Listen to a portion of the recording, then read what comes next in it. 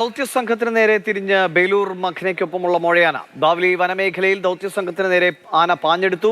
വെടിയുതിർത്ത് ശബ്ദമുണ്ടാക്കിയ RRT സംഘം ആനയെ തുരത്തുകയാണ് ഉണ്ടായത്. കമൽ വിവരങ്ങളുമായിട്ട്. കമൽ,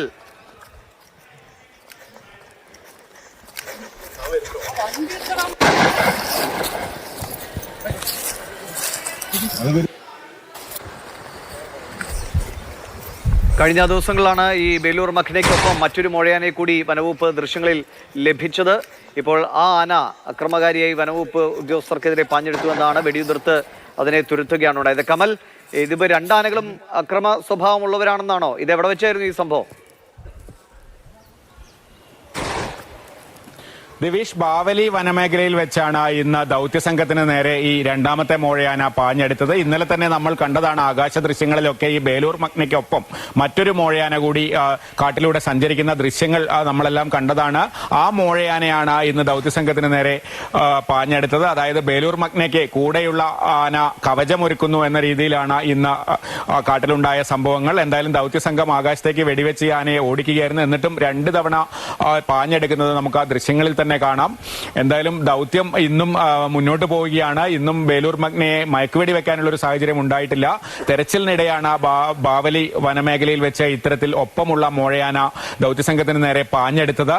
ഈ മോഴയാനകൾ പൊതുവെ ഇത്തരത്തിൽ പെട്ടെന്ന് ചാർജ് ചെയ്യുന്ന സ്വഭാവമാണെന്ന് പറഞ്ഞു കേട്ടിട്ടുണ്ട്. എന്തായാലും ഈ കൂടെയുള്ള മോഴയാനയും അത്തരത്തിൽ ദൗത്യസംഘത്തിന് നേരെ പാഞ്ഞെടുക്കുന്ന ദൃശ്യങ്ങളാണ് ഇപ്പോൾ പുറത്തു വന്നിരിക്കുന്നത്. കമലാണ് വിവരങ്ങൾ നൽകിയത്. ബേലൂർ മഖ്ന എന്ന ആനയ്ക്കൊപ്പമുള്ള മോഴയാനയാണ് ഈ വനവകുപ്പ് ദൗത്യസംഘത്തിന് നേരെ പാഞ്ഞെടുത്തത്. തുടർന്ന് വെടിയുതിർത്തുകൊണ്ട് ആനയെ തുരത്തി ഓടിക്കുകയാണുണ്ടായത്. കമൽ, ഈ ബേലൂർ മഖ്നയെ എവിടെയെങ്കിലും കൃത്യമായി സ്പോട്ട് ചെയ്യാൻ കഴിഞ്ഞു? അതോ രണ്ടും ഇപ്പോഴും ഒരുമിച്ച് തന്നെയാണോ? ഇനിയിപ്പോൾ ഇതിനെയും പിടികൂടേണ്ട ഒരു സാഹചര്യം ഉണ്ടാകുമോ? വനത്തിനകത്തുള്ള ആനയാണ് ദിവിഷ്. അത്തരത്തിൽ പിടികൂടുന്നതിനെ കുറിച്ചൊന്നും ആലോചിക്കാൻ കഴിയില്ല. ആനയെ അകറ്റി ആ കൂട്ടിൽ മറ്റേ ബേലൂർ മഖ്നയിൽ നിന്ന് അകറ്റി ബേലൂർ മഖ്നയെ മയക്കുവെടി വെക്കുക എന്നത് ആണ് ഇനി ശ്രമകരമായ ദൗത്യം. ഇന്നും 2 ആനകളും ഒരുമിച്ച് തന്നെ ഉണ്ട് എന്നാണ് ദൗത്യസംഘം പറയുന്നത്. ബാവലി മേഖലയിൽ നഗർഹോള അതിർത്തിയിലൊക്കെ ആണ് ഈ ആനകളുടെ സഞ്ചാരം. ബേലൂർ മഖ്നയുടെ സിഗ്നലുകൾ ലഭിച്ചതിനനുസരിച്ചാണ് ഈ ദൗത്യസംഘം പിന്തുടരുന്നത്. അപ്പോഴാണ് ഈ ഒപ്പമുള്ള മോഴയാന ദൗത്യസംഘത്തിന് നേരെ പാഞ്ഞെടുക്കുന്നത്. വയനാട്ടിലാണ് വീണ്ടും അല്പം ആശങ്കപ്പെടുത്തുന്ന ദൃശ്യങ്ങൾ നമ്മൾ കാണേണ്ടി വരുന്നത്.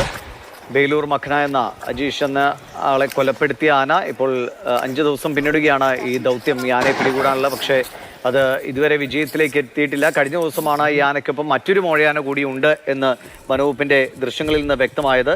ഇപ്പോൾ ആ ആനയാണ് ഈ ദൗത്യസംഘത്തിന് നേരെ അക്രമ സ്വഭാവത്തോടെ പാഞ്ഞെടുത്തത്. തുടർന്ന് വെടിയുതിർത്തുകൊണ്ട് ആനയെ തുരത്തുകയാണ് ഉണ്ടായത്. 2 ആനകളും ഇപ്പോഴും കൂടുതൽ സമയം ഒരുമിച്ച് തന്നെയാണ് എന്നാണ് മനസ്സിലാക്കുന്നത്. ഈ ആനയെ മാറ്റിയാൽ മാത്രമേ ബേലൂർ മഖ്നയെ മയക്കുവെടി വയ്ക്കാനും തുടർന്ന് കുങ്കിയാനകളുടെ സഹായത്തോടെ ബേലൂർ മഖ്നയെ മാറ്റാനും ഒക്കെ കഴിയൂ. പക്ഷേ വലിയൊരു വെല്ലുവിളി തീർച്ചയായും ദൗത്യസംഘത്തിന് മുന്നിൽ വന്നിരിക്കുന്നത് ബേലൂർ മഖ്ന മാത്രമല്ല, കൂടെയുള്ള മോഴയാന കൂടി ഇപ്പോൾ വലിയൊരു പ്രതിസന്ധി ഉണ്ടാക്കുകയാണ്. കമൽ, കൃത്യമായി ദൗത്യസംഘത്തിൻ്റെ ഇപ്പോഴത്തെ ഒരു അപ്ഡേറ്റ് എന്താണ്? എങ്ങനെ ഈ ബേലൂർ മഖ്നയെ പിടികൂടാൻ കഴിയുമെന്നാണ്? ഇന്നും ഇനി ഈ ദൗത്യം സാധ്യമല്ല, ഇതിങ്ങനെ നീണ്ടു പോവുകയാണല്ലോ. ആളുകളുടെ ഒരു ആശങ്കയും രോഷവും ഒക്കെ അങ്ങനെ നിലനിൽക്കുകയും ചെയ്യുന്നല്ലോ.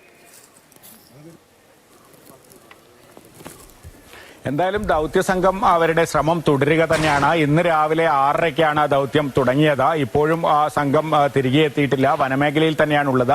ഇന്നലെ രാത്രി ബേലൂർ മഖ്ന കർണാടക അതിർത്തി കടന്ന് നഗർഹോളെ കടുവ സങ്കേതത്തിലേക്ക് കടന്നിരുന്നു. പക്ഷെ രാത്രി തന്നെ തിരിച്ചെത്തി വയനാടൻ കാടുകളിൽ നിന്ന് തന്നെ സിഗ്നൽ ലഭിച്ചു.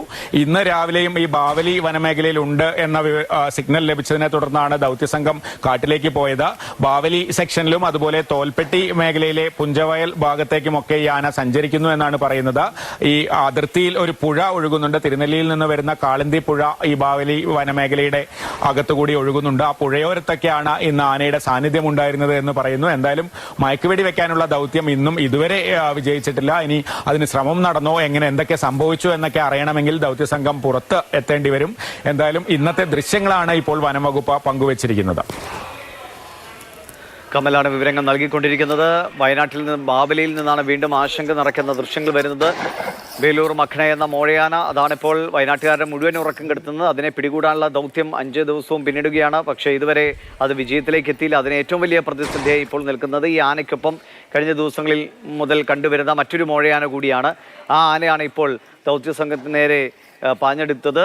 വെടിയുതിർത്തുകൊണ്ട് ഈ ആനയെ തുരത്താൻ കഴിഞ്ഞു. ഈ ആനയെ ഏറെ ദൂരത്തേക്ക് മാറ്റിയാൽ മാത്രമേ ബേലൂർ മഖ്നയെ പിടികൂടാനുള്ള നടപടികളിലേക്ക് ദൗത്യ സംഘത്തിന് പോകാനും കഴിയൂ. അതും ഇപ്പോൾ സാധ്യമല്ലാത്ത അവസ്ഥയിലാണ്.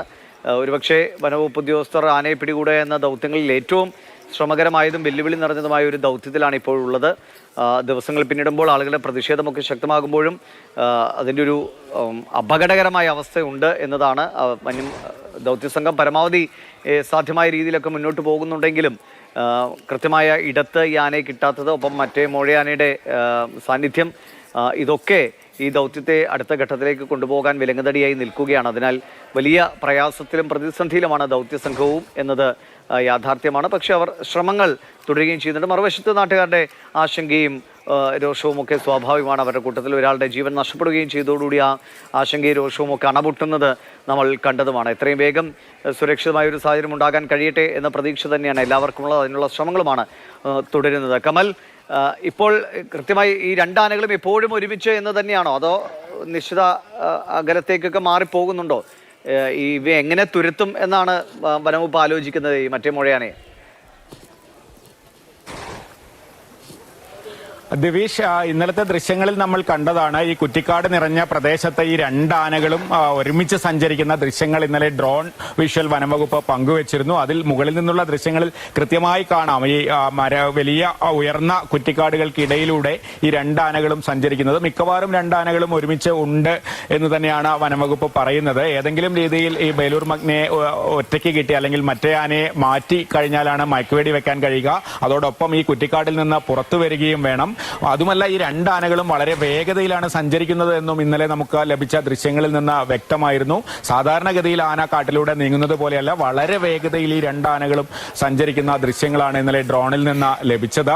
ഈ ഇത്തരത്തിൽ ഇതിനു മുൻപ് എനിക്ക് തോന്നുന്നു PM2 വെടിവെക്കുന്ന സമയത്തും ഇത്തരത്തിൽ മറ്റൊരാന കൂടി കൂടെ ഉണ്ട് എന്ന് അന്ന് ദൗത്യസംഘം പറഞ്ഞതായി ഓർക്കുന്നു.